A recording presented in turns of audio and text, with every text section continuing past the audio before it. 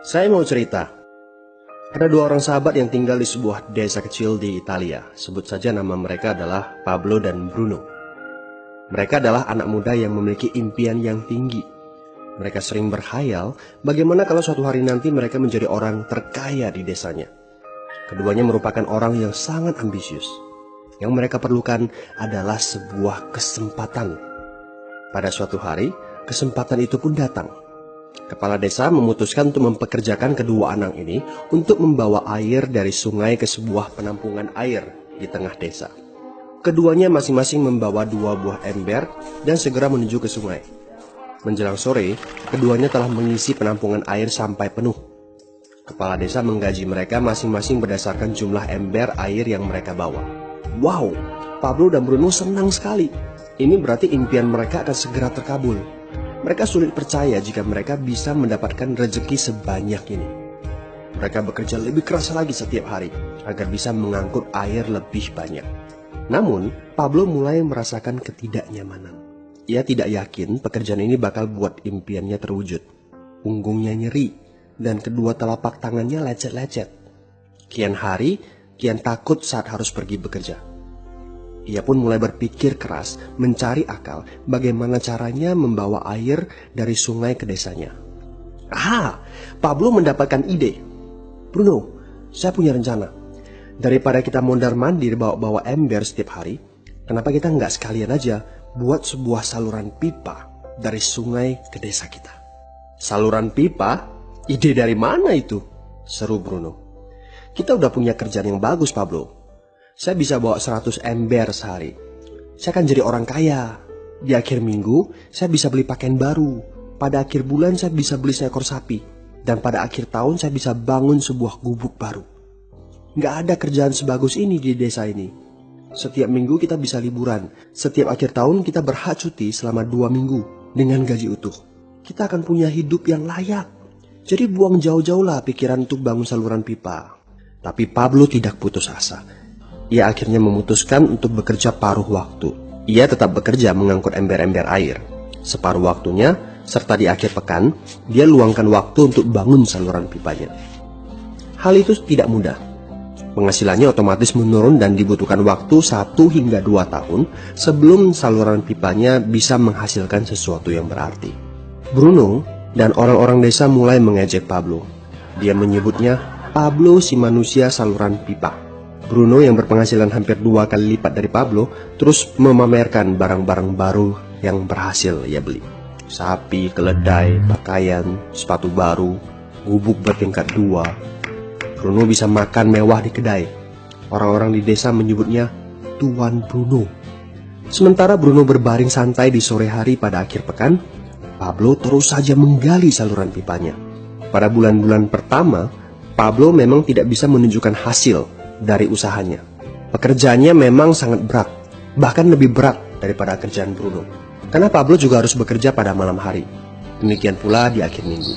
Tapi Pablo selalu mengingatkan pada diri sendiri bahwa impiannya dibangun berdasarkan pada perjuangan yang dilakukan hari ini. Dari hari ke hari, dia terus menggali, inci demi inci. Sedikit demi sedikit, lama-lama jadi bukit. Dari 1 inci kemudian menjadi 1 kaki. Kemudian jadi 10 kaki. Kemudian 20 kaki, 100 kaki, dan seterusnya. Bersakit-sakit dahulu, senang-senangnya kemudian. Demikian dia terus menyemangati dirinya sendiri. Sepulang kerja, tubuhnya lelah sekali. Fokus pada hasilnya. Kata-kata itu terus ia ulangi dalam hati setiap hari saat dia pergi tidur. Sementara dari bar di desa itu terdengar gelak tawa mengiringinya ke alam mimpi. Ayo, fokus pada hasil akhir. Hari berganti bulan, saluran pipanya sudah setengah jadi. Saat beristirahat, Pablo melihat dari jauh sahabatnya Bruno yang terus saja mengangkut ember-ember. Bahu Bruno tampak semakin lama semakin membungkuk. Dia menyeringai kesakitan. Langkahnya semakin lamban akibat kerja keras setiap hari. Dia semakin jarang bersantai-santai di tempat tidur gantungnya. Dia lebih sering terlihat di bar, duduk dengan wajah letih dan murung. Saat pengunjung bar melihat Bruno, mereka saling berbisik. Hei, ini dia Bruno si manusia ember. Dia lebih suka duduk sendiri di sudut yang gelap ditemani botol-botol kosong di sekelilingnya. Akhirnya, saat bahagia Pablo pun tiba. Saluran pipanya sudah rampung. Orang-orang desa berkumpul saat air mulai mengalir dari saluran pipanya menuju ke penampungan air di desa. Sekarang, desa ini sudah bisa mendapatkan pasokan air bersih secara tetap. Pablo tidak perlu lagi membawa ember. Artinya, airnya akan terus mengalir, baik dia sedang bekerja maupun tidak. Air itu mengalir saat dia makan, saat dia tidur. Air itu mengalir di akhir minggu ketika dia asyik bermain. Semakin banyak air yang mengalir ke desa itu, semakin banyak pula uang yang mengalir ke kantong Pablo. Apa moral dari cerita ini? Pertanyaan yang paling penting untuk kita renungkan adalah, siapakah Anda? Seorang pembawa ember atau seorang pembuat saluran pipa? Apakah Anda hanya mendapatkan penghasilan jika Anda datang ke tempat kerjaan, seperti Bruno pengangkut ember? Atau Anda termasuk orang yang bekerja hanya sekali saja, kemudian Anda dibayar terus-menerus, seperti Pablo pembuat saluran pipa? Jika Anda termasuk orang kebanyakan, itu berarti Anda bekerja dengan menggunakan pola pembawa ember. Anda membarterkan waktu untuk mendapatkan uang. Maksudnya, bekerja 1 jam dibayar per jam, bekerja 1 bulan dibayar per bulan, bekerja setahun dibayar per tahun. Masuk akal kan? Masalahnya, dengan sistem pembawa ember, masuknya uang akan berhenti saat kita berhenti bawa ember. Artinya pendapatan kita hanya sementara alias tidak langgeng. Kalau di suatu pagi Bruno bangun dan punggungnya terasa sakit, sehingga dia tidak bisa bangkit dari tempat tidurnya, berapa uang yang akan dia dapatkan hari itu? 0 besar. Fakta yang harus kita sadari adalah kita tidak bisa bekerja selamanya karena faktor usia dan kesehatan. Jika kita tidak sanggup membarterkan waktu kita, maka kita tidak akan mendapatkan uang. Pablo jauh hari sudah menyadari keterbatasan ini. Karena itulah dia langsung berpikir untuk menciptakan suatu sistem yang memungkinkan dia untuk terus mendapatkan bayaran baik dengan cara barter waktu ataupun tidak. Pikirkan ini. Bagaimana dengan Anda? Anda mau apa kalau besok penghasilan Anda berhenti? Apa yang akan terjadi kalau Anda dipecat? Apa yang terjadi kalau kemudian Anda sakit atau cacat sehingga tidak bisa membawa ember lagi?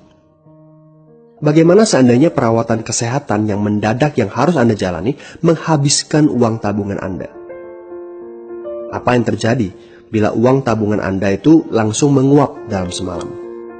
Kalau penghasilan Anda berhenti besok, untuk berapa lama Anda bisa membayar hipotek Anda? Cicilan rumah, mobil Anda, ataupun untuk biaya sekolah anak-anak Anda? 1 tahun, 6 bulan, 3 bulan, atau 3 minggu? Jelas. Apakah Anda bekerja sebagai penyapu jalan, bekerja di kantor, punya jabatan tinggi, atau memiliki toko, seorang profesional di bidang tertentu, tetap saja Anda membarterkan antara satuan waktu dengan satuan uang. Apakah dengan cara demikian Anda akan aman? Satu-satunya jalan untuk menciptakan keamanan yang sesungguhnya adalah seperti yang dilakukan oleh Pablo, yaitu membangun saluran pipa saat Anda masih bekerja sebagai pembawa ember. Dengan membangun sebuah saluran pipa, Anda cukup mengerjakan pekerjaan sekali saja, capeknya sekali saja, tetapi Anda akan dibayar terus-menerus. Saluran pipa ini akan memberikan Anda penghasilan walaupun Anda sedang tidur ataupun Anda sedang main.